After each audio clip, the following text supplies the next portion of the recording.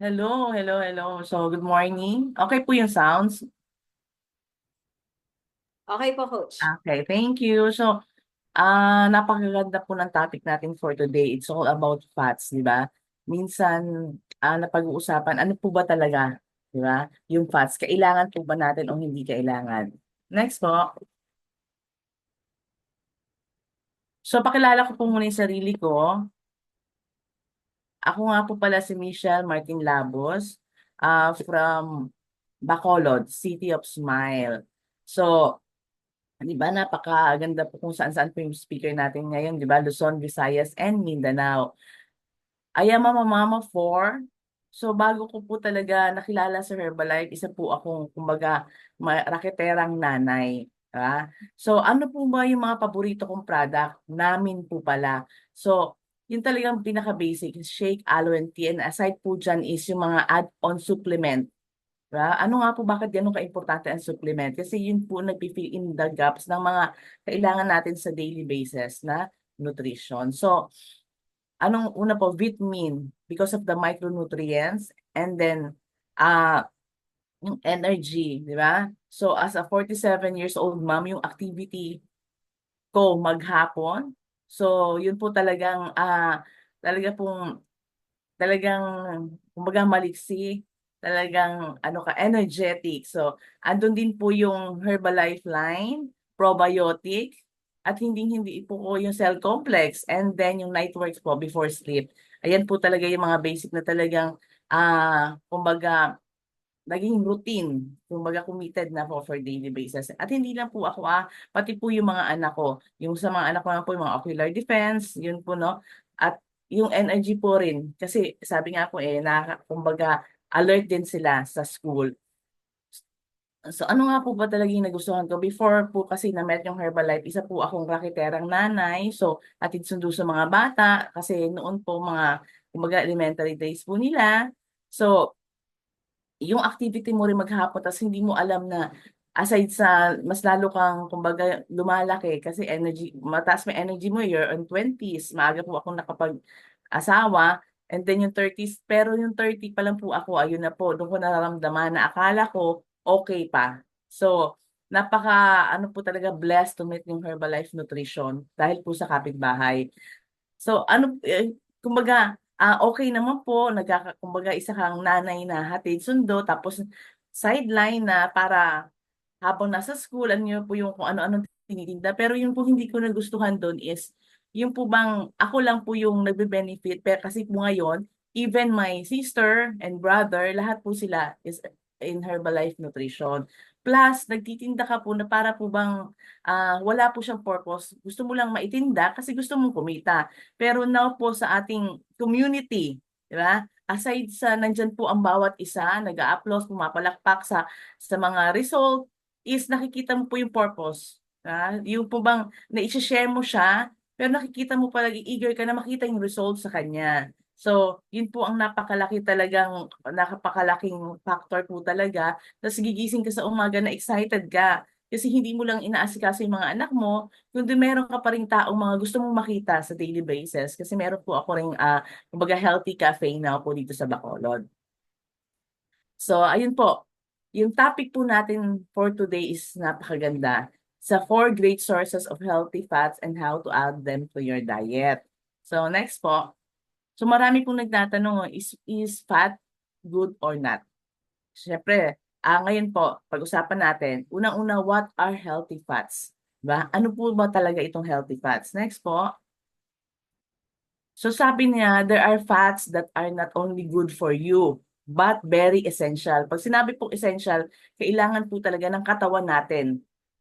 Para po magkaroon tayo ng, kumbaga, mag-benefit po natin as we age, na talagang alert pa rin po tayo. Kumbaga, wala po tayong nararamdaman, di ba? Healthy fats can also help support your heart health. It also, the key is knowing the difference between healthy fat versus unhealthy fat. Yun lang po di ba? And more importantly, knowing the best, ano po yung mga best sources of healthy fats. Alam niyo po, share ko lang po, no? Kasi kanina, ay habang binabasa ko po to, talaga po palang naisip ko na, um, kumbaga, about kung gusto mo maging healthy.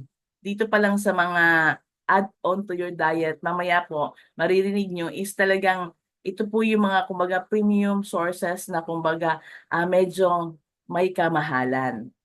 Bakit ko po na-share sa inyo? Kasi minsan sabi nga kanina mas matipid if you have your healthy breakfast. Nakukuha mo. Plus the supplementations, nakukuha mo yung healthy fat na kailangan mo. This healthy fat is also part of the macronutrients, di ba? Alam naman po natin, di ba, we need 30% of fats, 40% of carbs, and 30% of protein sa ating daily basis. So next po, so ano nga po ba yun? Meron po tayong dalawang klase, saturated versus unsaturated fats. Ano nga po ba yung better? Lagi natin naririnig yan, di ba? So next po, yung unsaturated fats po, ito yung mga healthy, na tinatawag natin healthy fat, which are considered better for you because they are primarily derived from plant foods. So, galing po pala siya sa plant. So, they can help you to lower your cholesterol levels within a normal range. Tapos, nakaka-help din po siya nakaka-reduce po siya ng ating mga heart disease if tama po yung ating daily na nakukuha na unsaturated fats. Ano po yung saturated fats? Ito yung mga unhealthy. Di po ba? Karaniwan daw po nakikita to sa mga animal products like the butter, cheese, whole milk, and meat. So, ito po yung mga kumbaga solid at room temp. Ito po yung mga food na to. So they can contribute, di ba? Hindi naman po sinabing nakaka-contribute po sila to rise in blood cholesterol level. So alam na po natin saturated fats. Sabi nga rin po ito rin po yung unhealthy, ito rin po yung kumbaga trans fat, di ba? So next po. So unsaturated fats, ito po, meron po pala siyang dalawang category, the mono and the polyunsaturated fats. Ba? So ano po yung mono unsaturated fats? These are considered heart healthy when eaten in moderate amounts, di ba? So nakakatulong po talaga siya sa ating heart health if eaten kumbaga konti lang po. Ano po yung mga sources na to? Fats in nuts, seeds, olive oil, and avocados. Yan, nandun po yan natin makikita yan. Next po. So, ano ba yung polyunsaturated fats? This can be classified as either omega-3 or omega-6.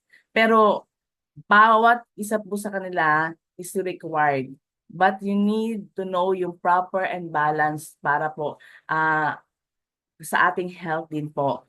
Pero now po, ang nagiging challenge po natin, more po tayo sa omega-6. Siguro na i-share po niya ng coach sa inyo na it's better to eat more omega-3. Kasi po ang omega-6 is nandiyan po yung lagi-lagi na ngayon, fast food, di ba? Yung mga snack natin, mga sweet baked goods, di ba? Trans fat. So, andyan po, easily lang po yan nakukuha. Mas dumadami po natin siya nakakain sa daily, which is hindi po tayo nagkakaroon ng enough omega-3 sa ating katawan, which is nakukuha natin sa fish, yung mga deep sea, yung mga nuts, yung mga like walnuts, almonds, and the seeds, and leafy green, kumbaga vegetables. Ang tanong po, ito po bang leafy green natin daily is, kumbaga, hindi po ba siya, kumbaga natural po ba siya? Pero ngayon po is, di ba, kumbaga marami na pong sprays din na talagang ginagamit para po makapag-produce na mas marami. So next po. So healthy fats and weight management. So keep your calories in check. It doesn't mean na healthy fats is hindi po siya nag-add on ng calories sa atin. So your coaches, nandiyan po siya to guide. Diba? Kaya nga po yung napakaganda sa community natin Nandiyan po yung ating mga coaches. So, kumbaga may tip po sa atin. Small amounts of fat can add a lot of flavor to foods. So, use them sparingly and focus on the healthy ones. Yun lang po kumbaga magiging mindful po tayo, di ba? At malaking tulong po talaga ng coaches natin yan and our community. Next po. So, ito nga po pala yung top list of foods with healthy fats. Una-una yung nuts and seeds, di ba? So, nuts and seeds. So ano po bang mga nuts and seeds na kumbaga maging part ng ating daily? So yung almonds, pistachios, walnuts, and pecans, these are considered tree nuts na have more healthy, heart healthy omega-3 than peanuts itself. Pero ang tanong po, kanina po 'di ba na-share ko sa inyo, 'di ba? When we go to groceries, pag ito po yung talagang tinignan natin, yung kanyang amount, medyo po expensive. Yun po pala talaga, no? Kasi po, nakukuha doon yung kailangan din natin sa daily na omega-3. So, pwede mo po siyang gawing, kumbaga, i-fill mo sa imong snack. Pero sabi nga, kumbaga, sa mga nuts, hindi natin alam kung ilan bang grams or ilan ba ang pwede natin kainin to get fully yung omega-3 na kailangan natin sa daily. So, nandiyan naman po yun. And then, pwede rin natin silang, kumbaga, sa mga oatmeal, sa ating mga shake, yung peanut butter. So, sa apple slice. So, yun po yung mga suggested lang naman po. Next po.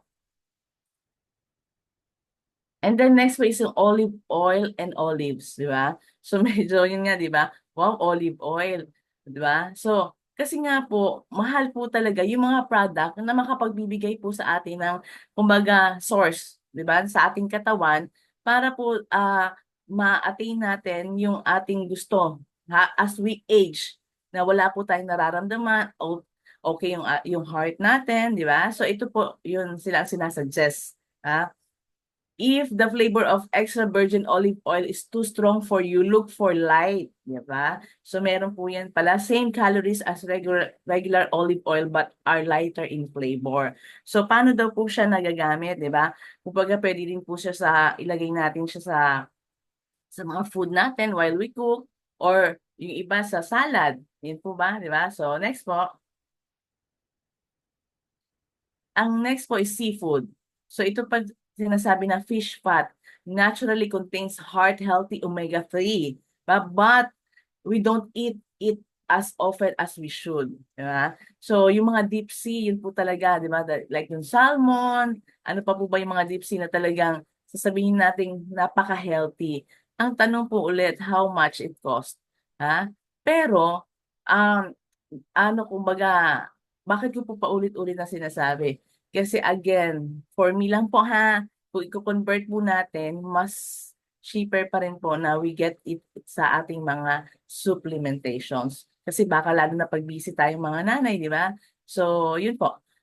Pero kung meron naman po, how to add them to your diet. Yung mga canned tuna po pala, pwede yun, di ba? And salmon. So, very convenient po siya. Pwede po siya yung flakesome tuna or salmon on top of a green salad for a quick meal. Di ba? Frozen cooked shrimp and scallops are easily added to soups and pasta dishes. Dito po sa amin maraming fresh, di ba?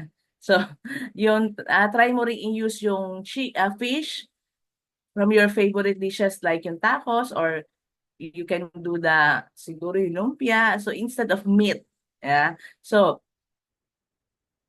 order fish more when nasa restaurant po tayo. Iyan po yung mga tip. Next po. Ayun po. Ang next po is avocado. Dati po may nagsasabi na, wag kang kumain ng avocado kasi may fats yan. Yung pala good fat po ang meron si avocado. Wag lang po sumusobra at wag na lang po lagyan ng sugar or condensed kasi usually sa atin po ganun po. That's how we eat avocado with condensed and sino po nakaka-relate ha? With condensed and ice. Yeah? So, napaka-healthy po pala niya. Basta po always remember balance and tamang kumbaga amount, di ba?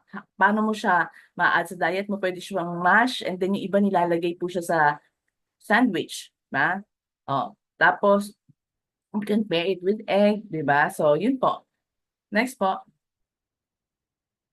So again, di ba? So yun po yung mga sinuggest na four great sources na pwede natin pagkunan ng mga healthy fats. Always ask your coaches, ano pa po ba yung pwede?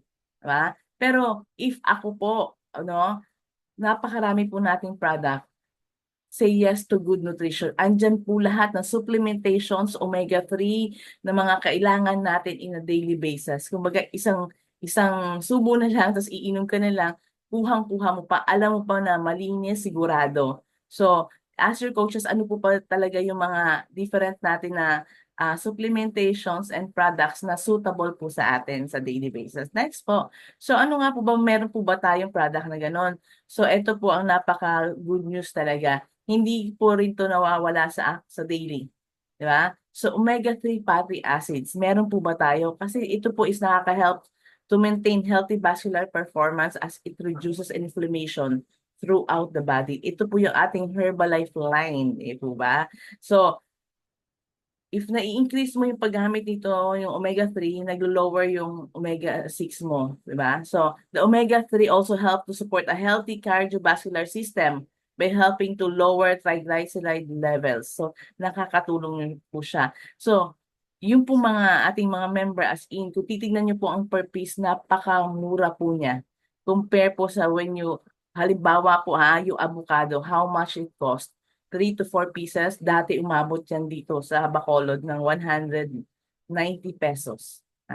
So if at anuhin mo siya magkano yung worth. Samantala ito, kung titignan po natin talaga, napakamura po nito. Kumbaga magsi-switch lang po tayo. And then mas magiging magaan po pa rin yung ating daily task as a mother, di ba? So, next po. So, again, we are so proud that we are #1 in the world in meal replacement and protein supplements combined. Always po yan. So, saan ka pa po ba? Doon ka na sa #1. So, maraming salamat po at magandang umaga. Ayan, thank you, Chel. Diyan pa ba si Lori? Wala